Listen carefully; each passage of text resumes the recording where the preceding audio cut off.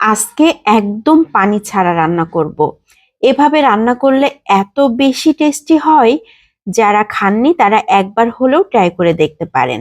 প্রথমেই একটা রান্নার প্যানে আধা কাপ পেঁয়াজ কুচি, আধা কাপ রসুন নিয়ে নিয়েছি, কুয়া কুয়া করে ছিলে। শুকনা মরিচ ফালি করে নিয়েছি বেশ কিছুটা পরিমাণ। মরিচটা বুঝে নিতে হবে যে যেমন পছন্দ করেন। গোটা গরম মশলা, এলাচ, দারুচিনি, তেজপাতা, লবঙ্গ দিয়ে দিয়েছি। এলাচগুলোকে আমি থেতো করে তারপর দিয়েছি।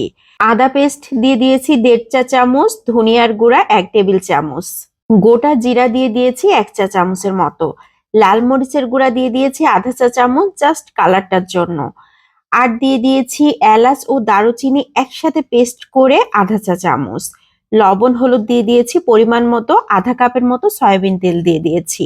আর কোনো মশলা ব্যবহার করব না। এখন হাতের সাহায্যে খুব ভালো করে চটকে চটকে মাখিয়ে নিব। মশলাগুলোকে খুবই ভালো করে মাখাতে হবে যাতে সবকিছু একসাথে মিশে যায়। এখন নিয়ে নিয়েছি খাসির মাংস। একদম পানিটাকে খুব ভালোভাবে ঝরিয়ে তারপর নিতে হবে। আমি আগে থেকেই ধুয়ে তারপর রেখে দিয়েছিলাম।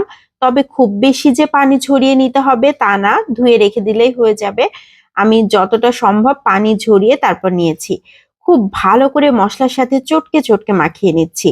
খাসির মাংসটা যদি এভাবে রান্না করা হয় তাহলে কিন্তু খাসির যে আলগা একটা গন্ধ থাকে, যার কারণে অনেকেই খাসির মাংসটা খেতে পছন্দ করেন না। এভাবে রান্না করলে কোনো ধরনের গন্ধ থাকবে না, খেতে অসাধারণ টেস্টি হয়। আর একদম পানি ছাড়া রান্না করব। আমি কিন্তু কোনো ধরনের পানি দিলাম না, শুধুমাত্র জাস্ট হাতটা ধুয়ে সামান্য একটু পানি দিয়েছি, আর কোনো পানি দেইনি। 10 থেকে 15 মিনিট রান্না করে নিলাম। দেখেন কত পানি বের হয়েছে। মাংস ধোয়ার পর কিন্তু মাংসে অনেকটাই পানি থাকে, এই জন্য কোনো ধরনের পানি ছাড়া রান্না করলেও মাংসে অনেক পানি বের হয়। যে পানি বের হয়েছে এই পানিতেই খুব সুন্দরভাবে সিদ্ধ হয়ে যাবে। আমি আবারও 20 মিনিটের মতো এভাবে জাল করে নিয়েছি। খুব সুন্দর মতো সিদ্ধ প্রায় হয়ে গিয়েছে, দেখেই বোঝা যাচ্ছে। এখনো কিন্তু মাংসের নিচে অনেকটাই পানি রয়েছে।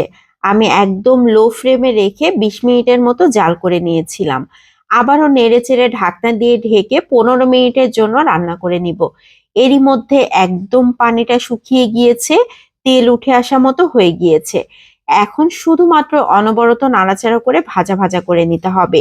এখানে কোনো ধরনের পানি ব্যবহার করব না, একদম ভাজা ভাজা করে নিব। মানে ভাজি মাংস যেভাবে রান্না করা হয় ঠিক সেভাবেই। আমি এখন অনবরত এভাবে নাড়াচাড়া করতেই থাকবো। নিচ থেকে খুব সুন্দরভাবে ভাজি হবে আর সুন্দর একটা সেন্ট বের হবে।